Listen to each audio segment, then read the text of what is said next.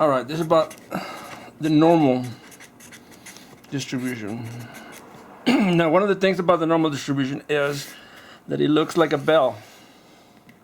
All right, typically this is called the bell curve, right? And well, we are familiar with the distribution already. Let me remind you a couple of things. Let's say this is the IQ distribution, right? We know the mean is 100. That's this point right here. And then points to the right of the mean, in this case, would be 110, 120, etc. But in this case, all right, the standard deviation is 15. Now, when we do the tick mark thing, right, to the right, you have the first check mark at 115. And that is because this is the first standard deviation to the right of the mean. 15 plus 100, or rather 100 plus 15 gives you this one. And thus the z equals 1, because that's one standard deviation to the right of the mean. Now what about z equals 2? It will be this point, which is 2 standard deviations to the right of the mean. All right, so 100 plus 30 gives you 130. And so on, right? There is another one, z equals 3, but we'll see that later. To the left, this is one standard deviation to the left. That would be 100 minus 15, that's 85. 2 standard deviations to the left, which indicate z equals minus 2. Well, this will be z equals minus 1, right? Because this will be 1 to the left. Now, minus 2, z equals minus 2 represents 100 minus 30, because one standard deviation is 15, 2 will be 30. All right, so 100 minus 30 gives you 70. And according to, let's see if we remember that, the empirical rule, 95%, for example, of the people in this distribution is within 2 standard deviations. All right, so let's hope that you guys remember the empirical rule for 2 standard deviation. And what that means is, if this is the IQ, the number of people with an IQ, or rather the percentage of people with an IQ between 70 and 130 is 95%. All right, that would be between 70 and 130. All right. So let's keep 2 things in mind, right? This is related to the empirical rule, and this is related to the z scores. All right, next page. Give me a second.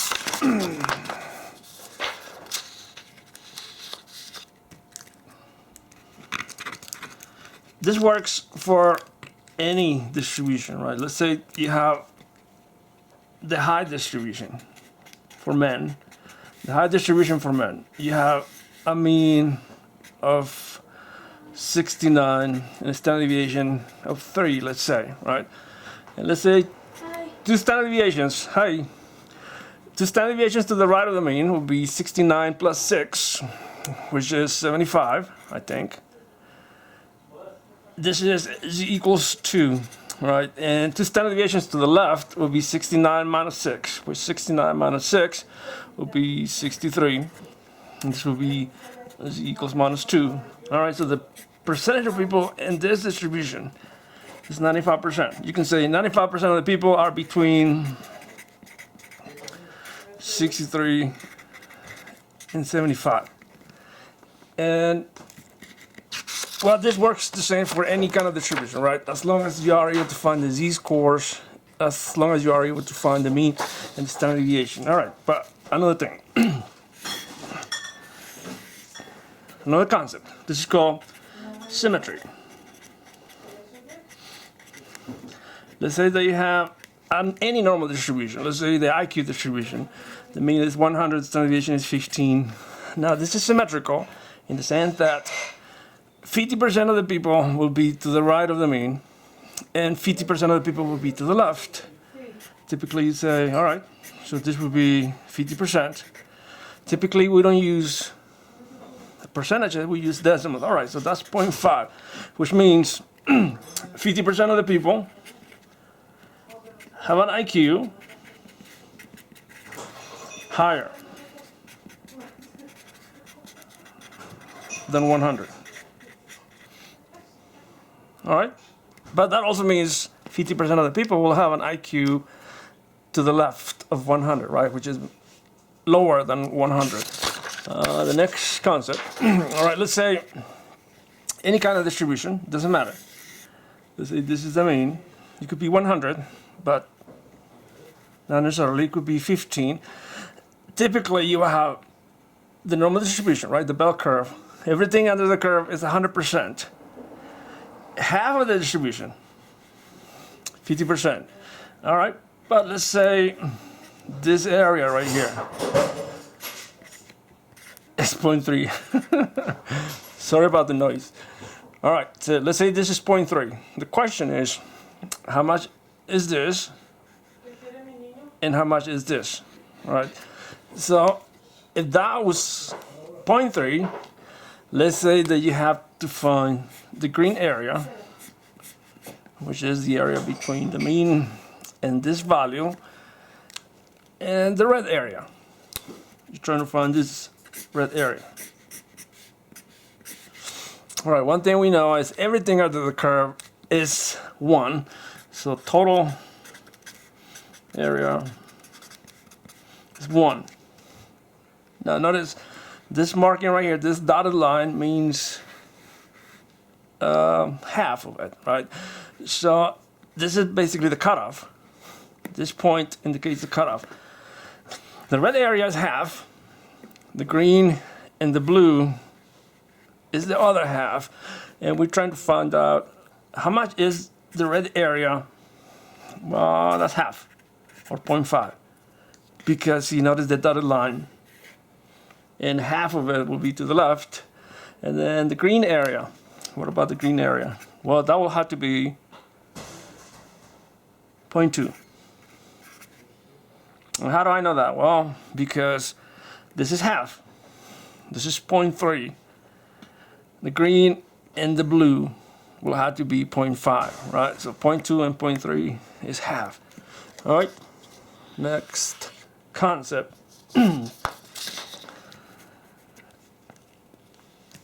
Let's say that you want to find out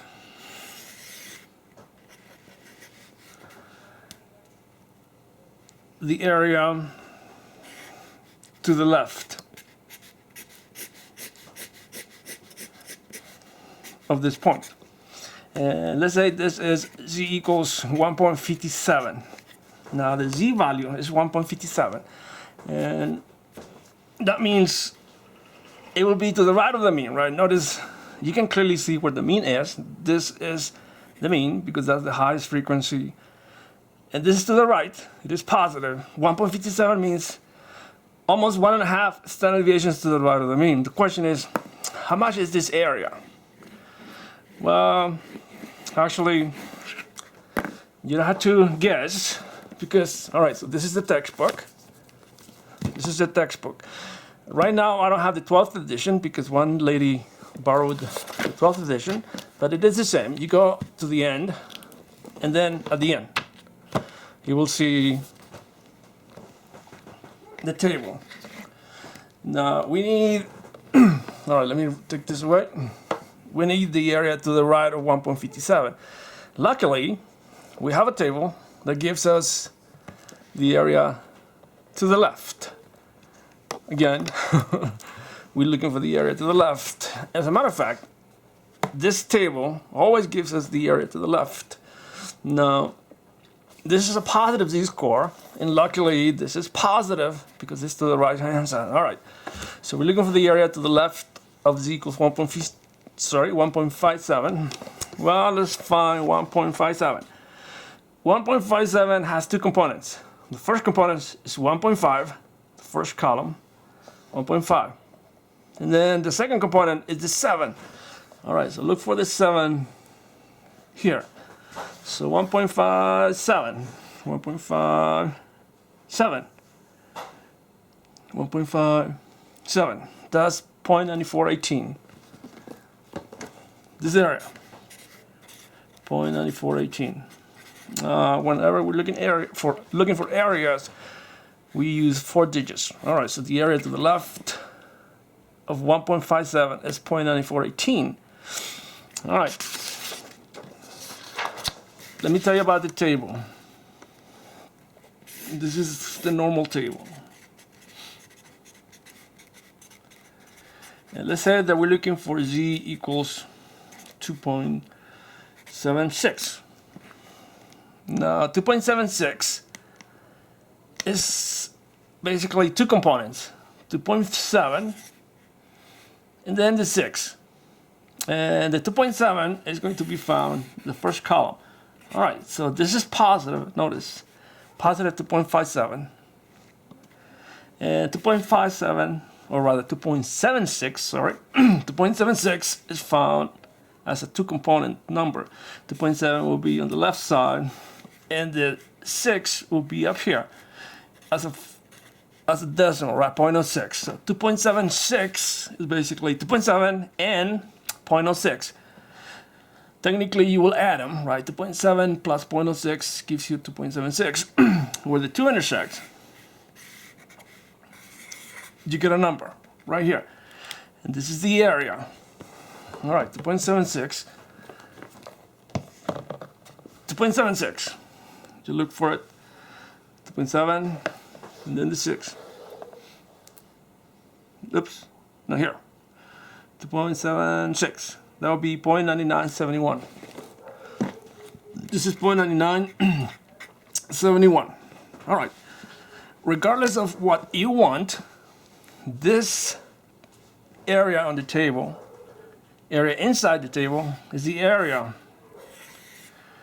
to the left of 2.76. Now 2.76 has to be to the right of the mean, right? Because the mean is 0, 1, 2, 2.7.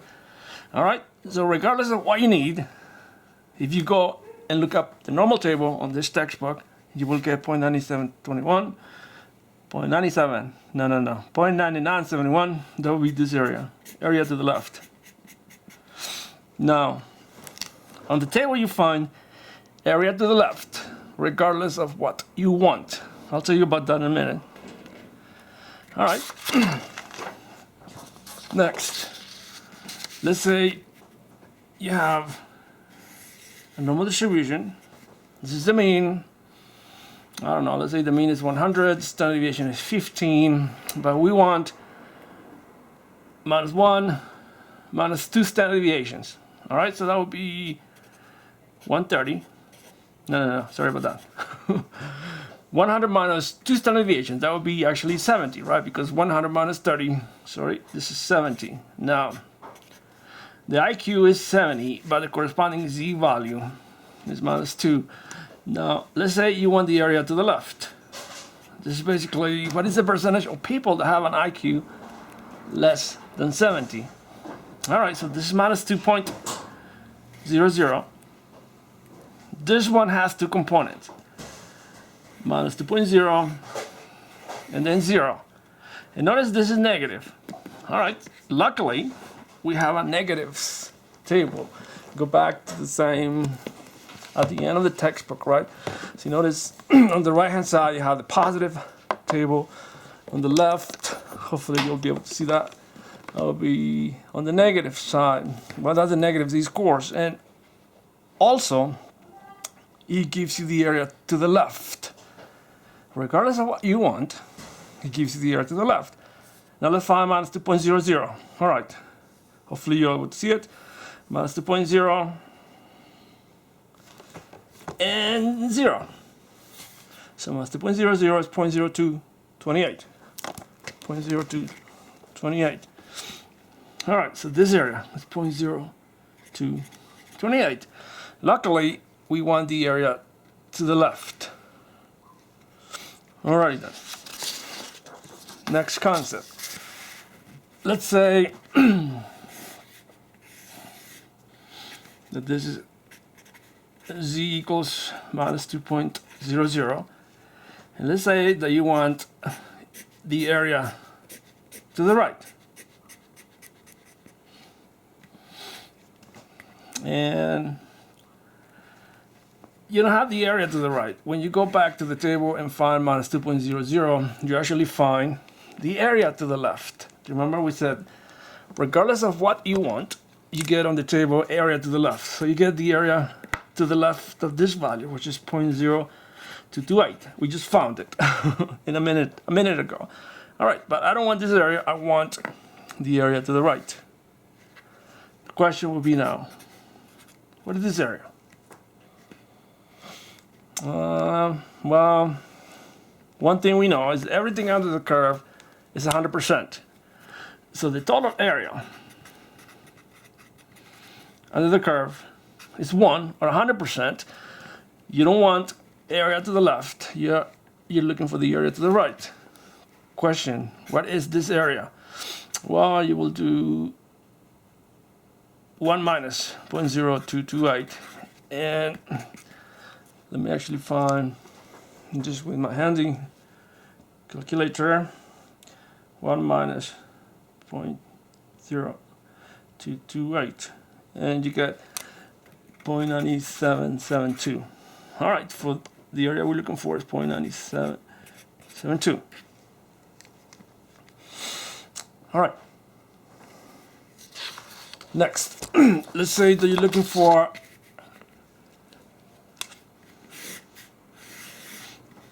let's say this right here, minus 2.37. And you're looking for the area to the left. Z equals minus 2.37. How do you find the area? Well, you're looking for the area to the left. So you look for that on the table. And luckily the area on the table is the area to the left. So that's why you want, and that's why you have. Go to the table, 2.37. Notice, or remember, it's negative minus 2.37. So you have to find it by basically decomposing the number into 2 minus 2.3 first. All right, minus 2.3, and then 7 minus 2.37, 0.0089. So this is 0.0089. Well, that was kind of easy. Too easy. All right. Next.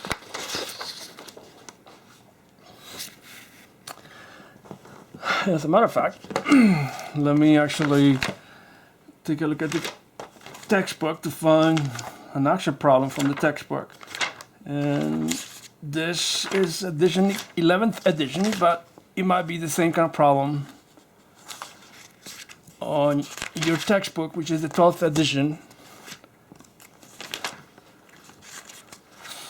I just asked for more paper. My beautiful assistant is giving me more paper. All right. Now, we are going to the textbook and finding a couple of things. All right. This is one of the textbook problems. And the numbers are not the same, so I'm not going to write the numbers. So this is right here, minus 0.75. So the z value is minus 0.75. And you're looking for the area to the right. And, well, one other reminder, I need to emphasize this. Whenever you go to the table and find area, you find areas to the left. Regardless of what you want, you get areas to the left. All right, notice on the top of the table, you will have a graph. And this indicates that this area inside, areas to the left. On the positive and the negatives. Here, however, we need the areas to the right. All right. This is negative, and this one has two components, right? Minus 0.7 and then 5. Minus 0.7. Minus 0.7 and then 5. 0.2266. So the area to the left, 0.2266. However, we don't want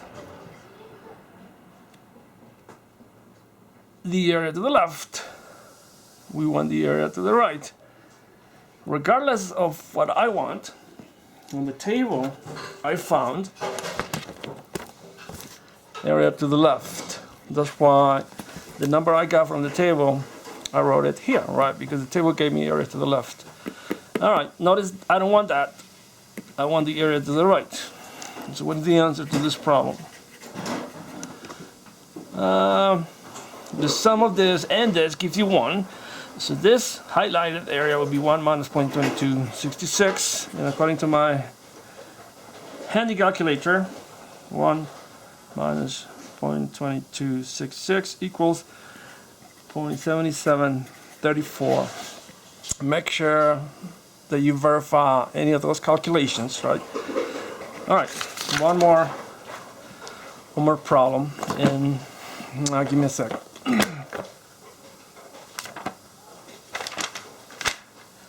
Sorry about the noise, and I hope you hear me.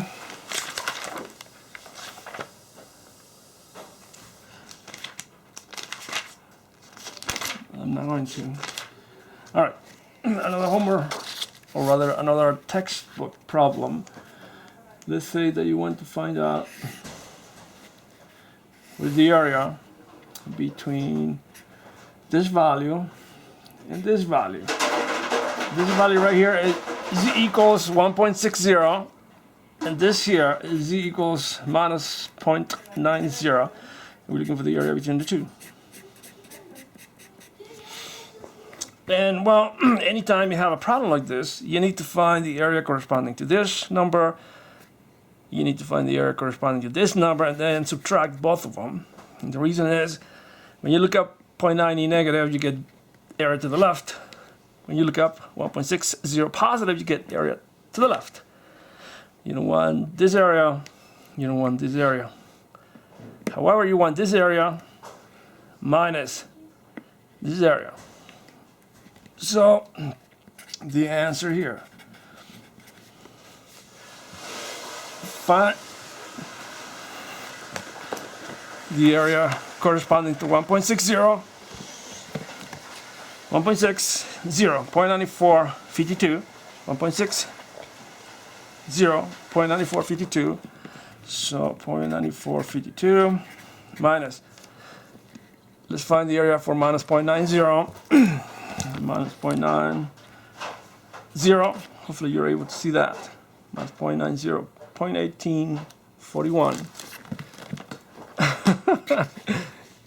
And I forgot, 0.1841, I think.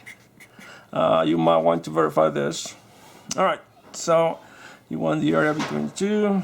According to this, my handy calculator tells me 0.9452. Let me try again. 0.9452 minus 0.1841 equals, this is 0.7611. So the area between those two values is 0.7611. Sorry about the noise. All right, now remember, we've been finding areas given that we know the z value, but let me tell you about the z-score. The z-score is a formula,